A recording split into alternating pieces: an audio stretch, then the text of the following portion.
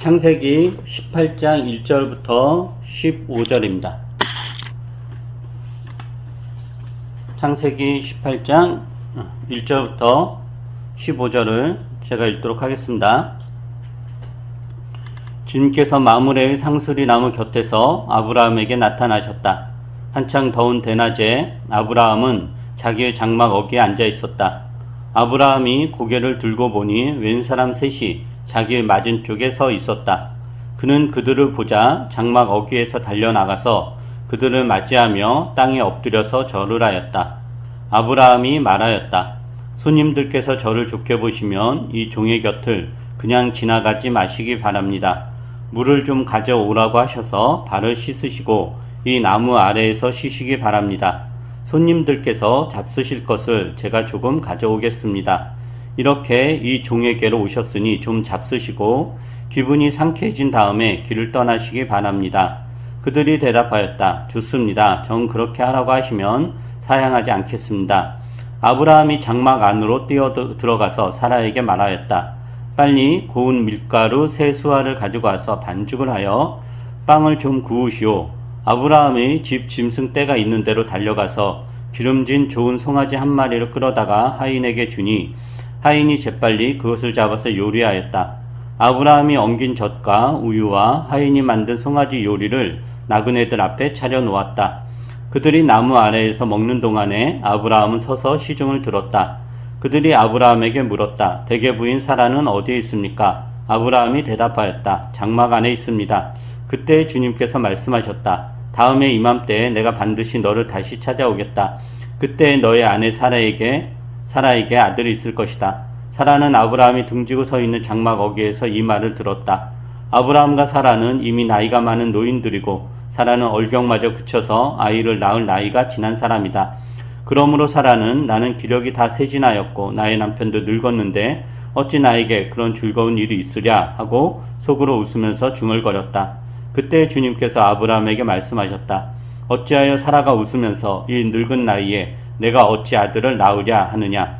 나 주가 할 수 없는 일이 있느냐. 다음에 이맘때에 내가 다시 너를 찾아오겠다. 그때 사라에게 아들이 있을 것이다. 사라는 두려워서 거짓말을 하였다. 저는 웃지 않았습니다. 그러나 주님께서 말씀하셨다. 아니다. 너는 웃었다.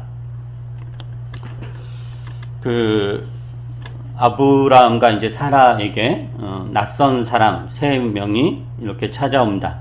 그리고 아브라함이 이 손님들을 극진하게 대접을 하죠. 2절 하반절에 보면 그는 그들을 보자 장막 어귀에서 달려나가서 그들을 맞이하며 땅에 엎드려서 절을 하였다라고 합니다. 그러니까 아브라함이 이 낯선 손님들을 극진하게 이렇게 이제 대우를 하는 거죠.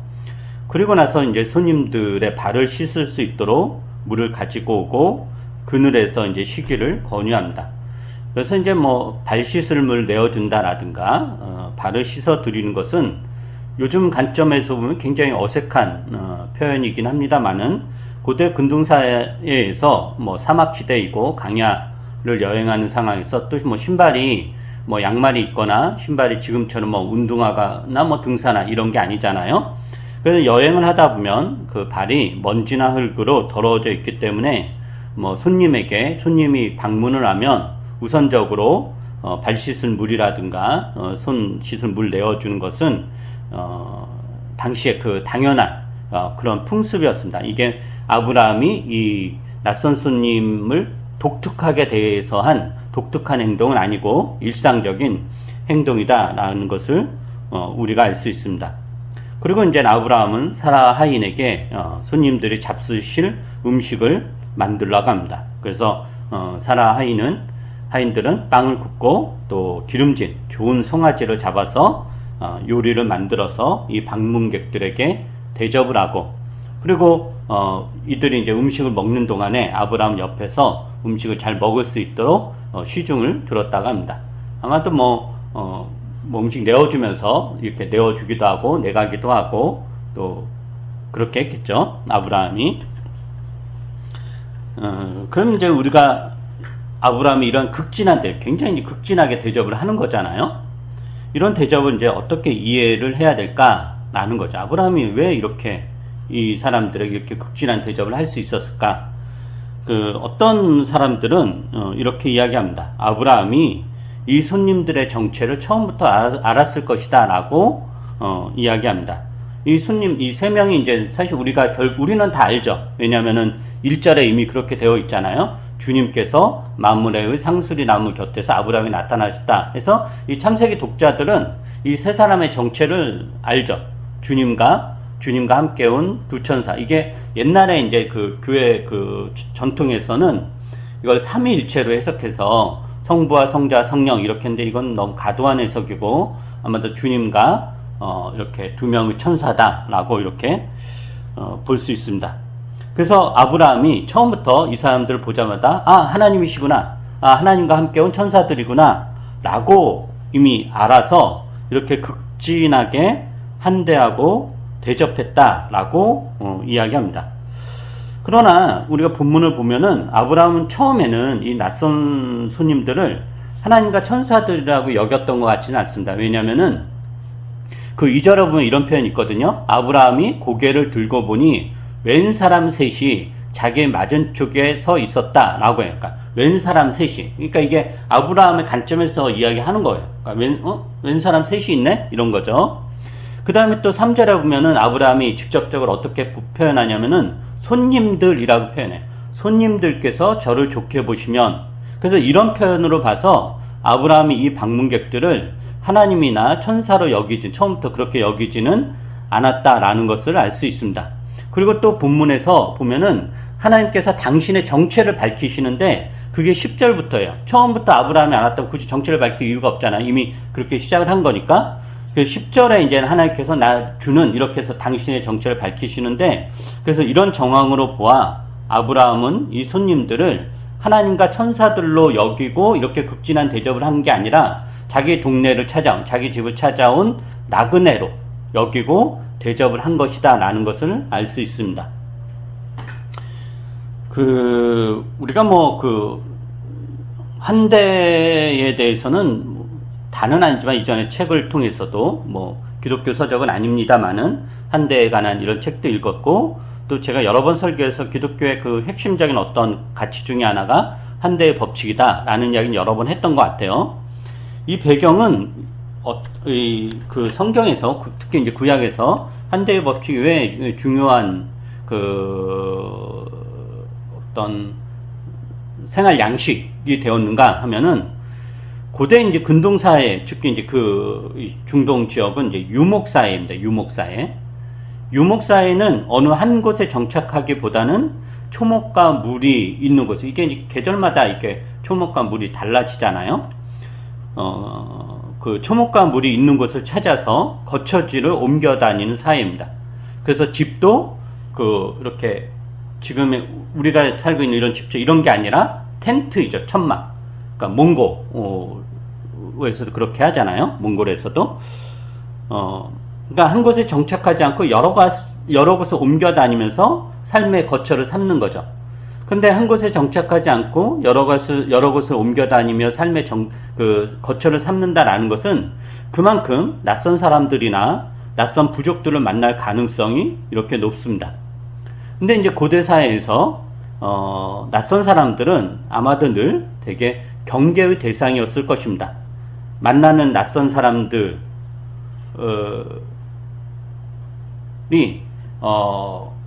당연히 이제 경계를 해야 되죠. 저들이 언제 나를 해칠지 모른다. 이런 게 이제 팽배했을 거예요.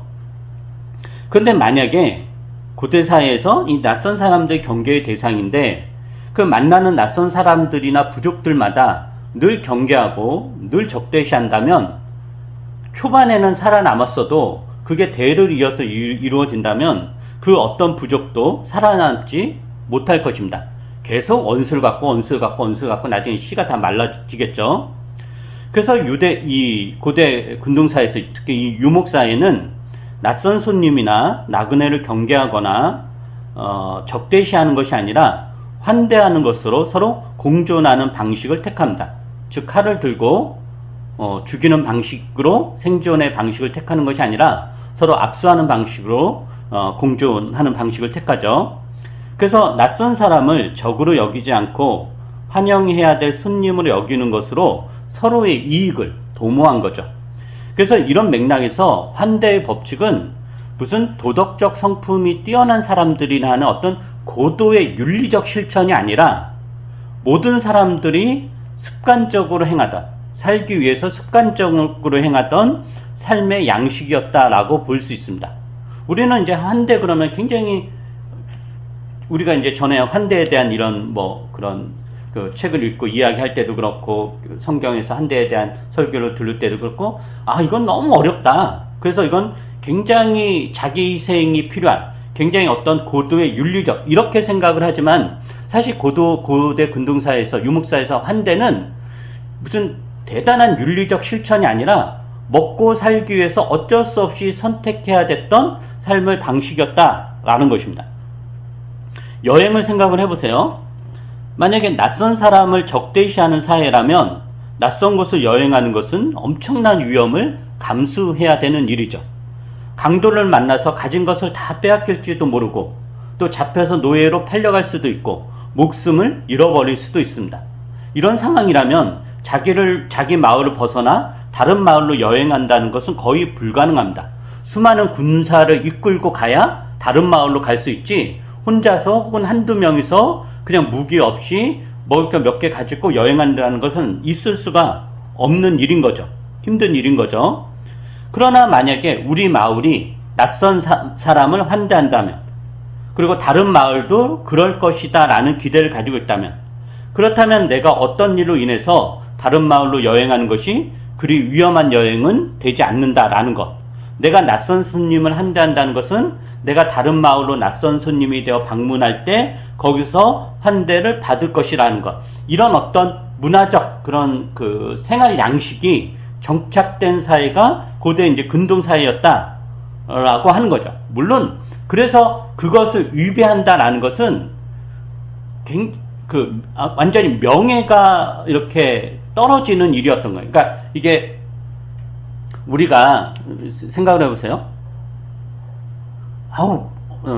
우리가 어떤 사람에 대해 비난할 때 저거 인간도 아니야 라고 할 때, 그 인간도 아니야 라고 그랬을 때 그 사람이 대단한 어떤 고도의 어떤 윤리적인 어떤 규칙을 위배해서 우리가 저 인간은 사람도 아니야 이렇게 표현하진 않잖아요. 누구나 지키는, 애들도 지키는 너무도 보편적이고 상식적인 거를 위배했을 때 저건 인간도 아니야. 그러면 명예가 완전히 떨어지는 거죠.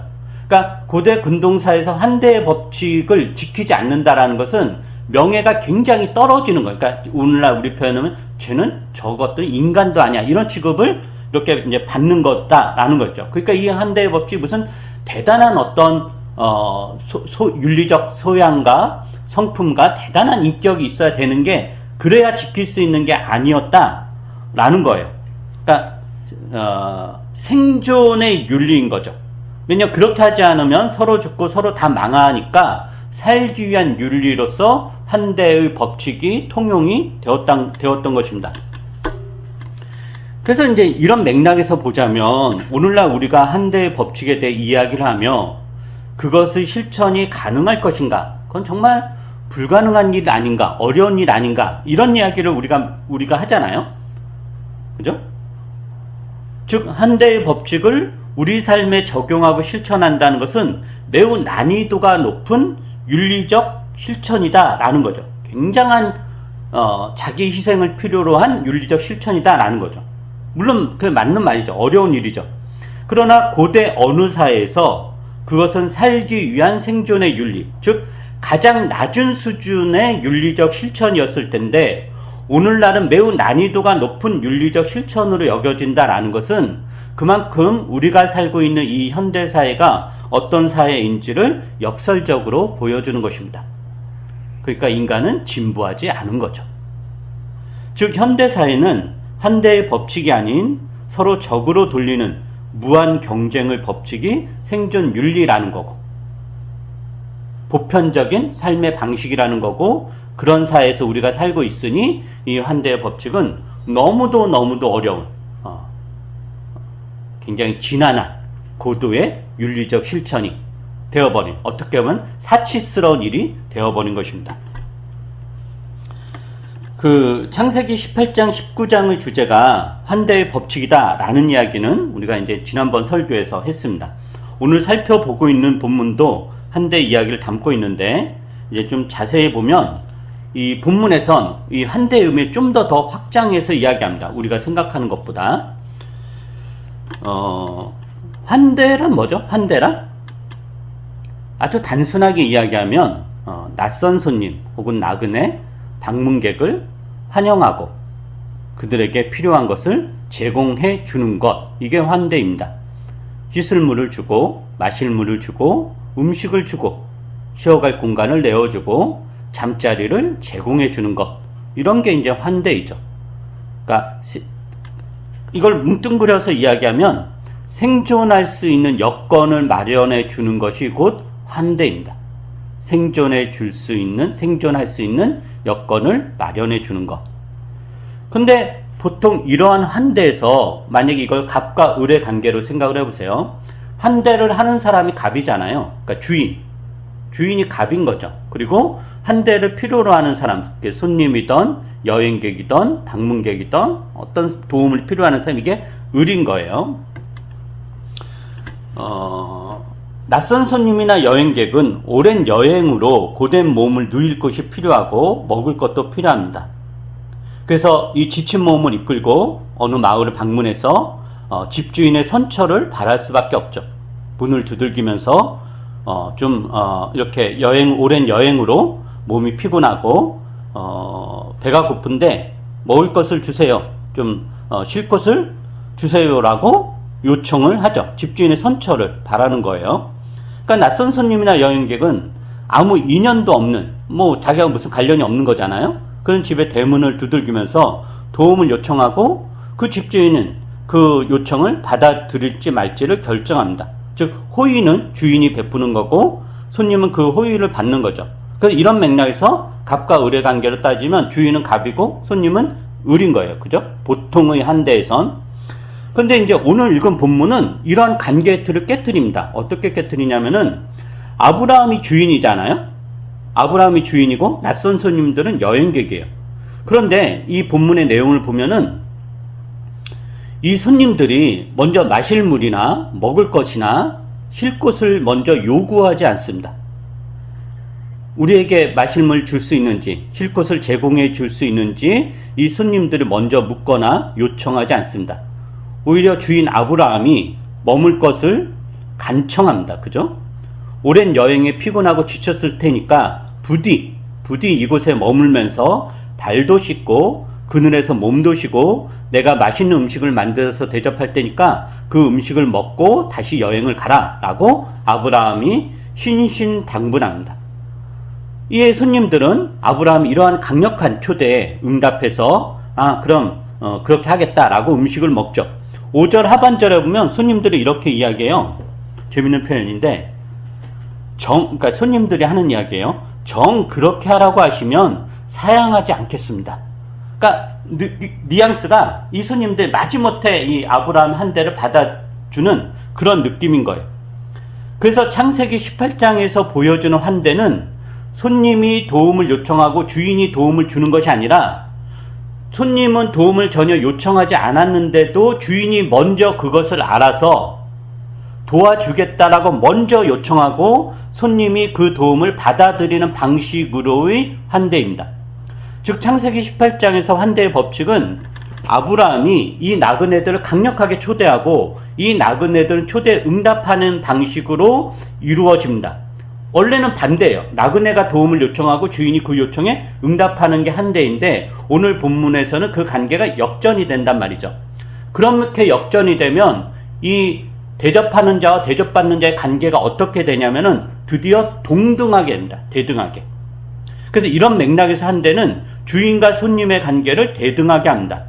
즉 주인이 손님에게 시혜를 베푸는 게 아니다라는 거예요.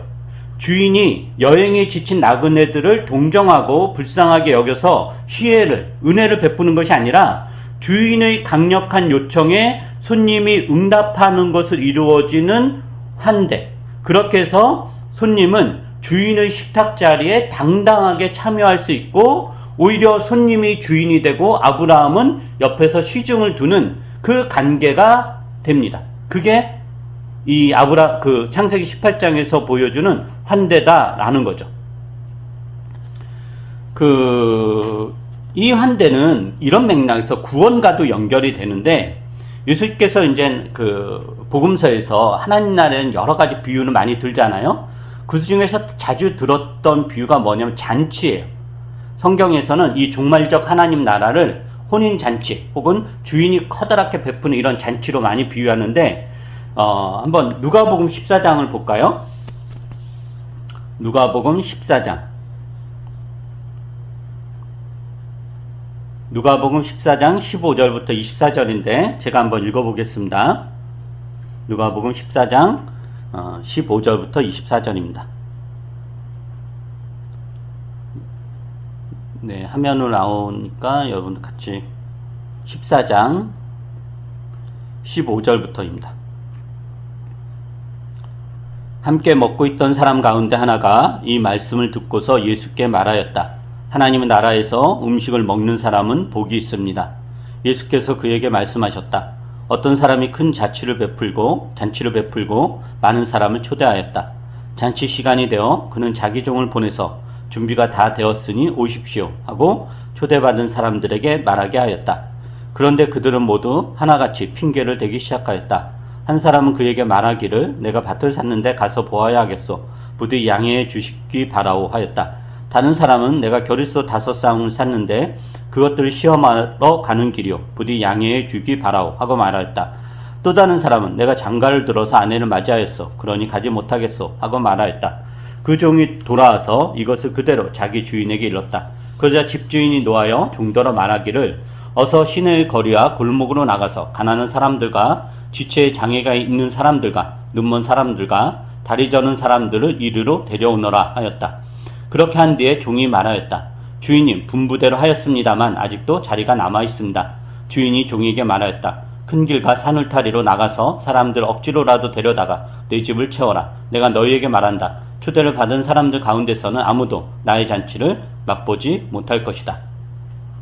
이 비유는 이제 하나님 나라의 비유입니다. 특히 종말적 하나님 나라에 관한 비유이고 굉장히 여러 가지 이제 의미가 있죠. 하나님 나라에 들어가는 것을 참여하는 것을 이제 잔치로 비유합니다.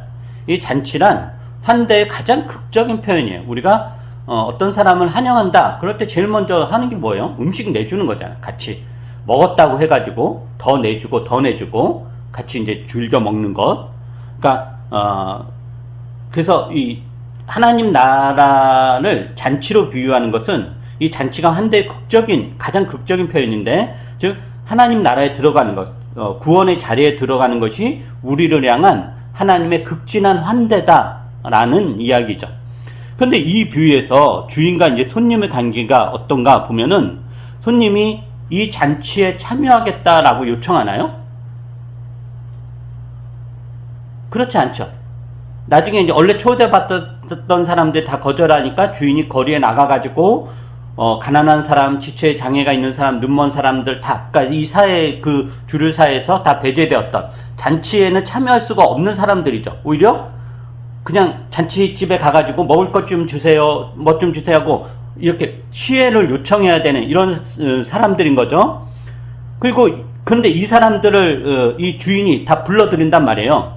근데 불러들일 때 이 사람들이 잔치에 참여하겠다라고 요청을 했냐? 그렇지 않다라고 하는 거죠.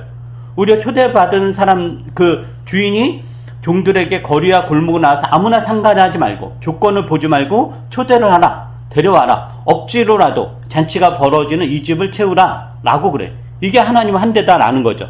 그런데 이제 생각을 해보면 길거리에서 초대를 받은 사람들, 즉 가난한 사람들과 지체에 장애가 있는 사람들, 눈먼 사람들, 이 사람들이 잔치를 베푼 사람들에게 초대해달라고, 먹을 것을 나누어달라고 구걸하거나 요청했나? 전혀 그렇지 않죠. 아까도 이야기했듯이 그렇게 하지 않았던 거예요. 이들은 아무런 생각도 없었는데 전혀 뭐 거기에 눈도 안 쳐다봤죠. 갈 생각도 전혀 없었고, 근데 잔치를 베푼 사람이 나서서 제발 와달라고 초대한 거예요. 그러므로 이 잔치에 참여한 사람들은 당당히 이 잔치에 참여할 수 있는 거죠. 다리를 저는 모습으로, 눈먼 모습을 갖는데 너 여기 왜 왔냐? 그랬을 때 네 주인이 나를 초대했다, 나를 불렀다 해서 당당하게 갈 수 있는 게 하나님 나라에서의 환대다. 즉 초대받은 자로서의 권리를 누리며 이 잔치를 즐길 수 있는 것, 주눅들거나 고개를 숙이거나 그럴 필요가 전혀 없는 것, 이게 바로 성경에서 이야기하는 환대인 것입니다. 그러니까 아브라함이 낯선 여행객들에게 자기 집에 머물면서 쉬다 가라고 강력하게 요청한 것처럼 하나님도 그의 백성들에게 당신의 품 안에 들어와 살기를, 하나님 나라에 들어오기를 강력하게 요청합니다. 그리고 초대받은 사람들은 그 잔치에 참여할 수 있는 권리를 누리며 전혀 수치감 없이 당당하게 잔치에 참여합니다. 구원을 받을 자가 구원을 요청하는 것이 아닙니다. 도움을 필요로 하는 사람이 도와달라고 요청하는 것이 아닙니다.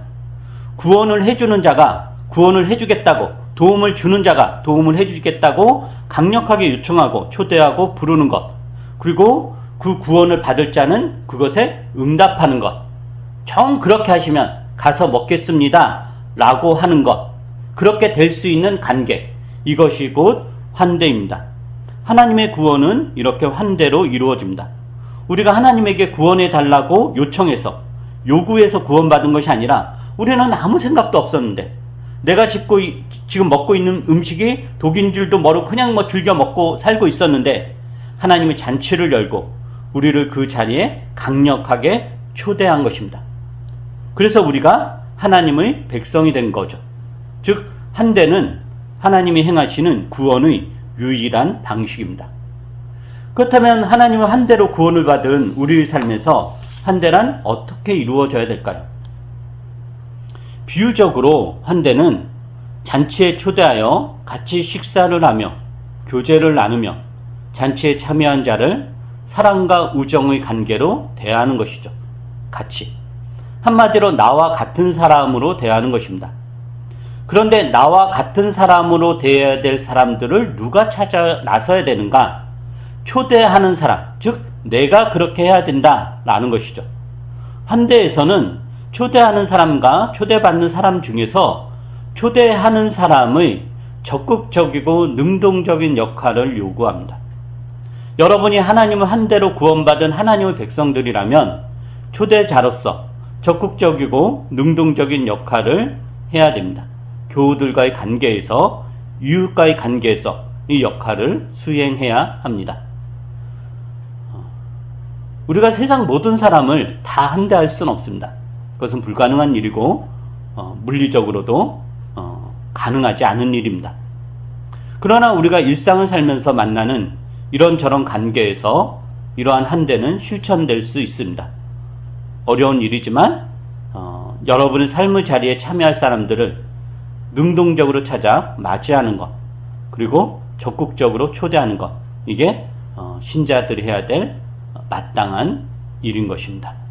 기도하겠습니다.